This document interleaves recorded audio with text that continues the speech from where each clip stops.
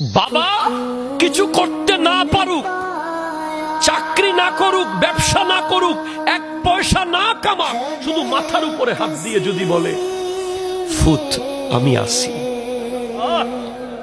এই পৃথিবীর কোন মন্ত্রী যদি বলে আমি আছি, আপনি সেই শান্তি পাবেন না।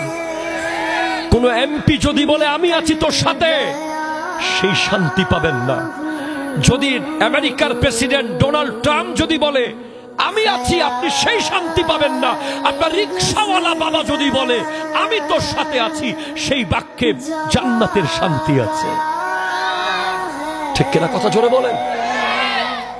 আমাদের যুব সমাজ আজ অবক্ষয়ের অন্যতম কারণ হলো তারা বাপ মাকে চিনে নাই। বাপ মাকে চিনে নাই, এমনি জানে এটা তার বাবা, এটা তার মা।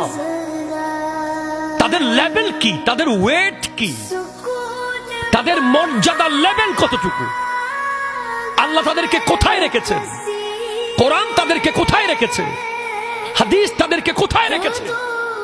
আল্লাহর ইবাদতের পর পর বাপ মাকে রেখেছে। এটা জোরে বলেন সুবহানাল্লাহ।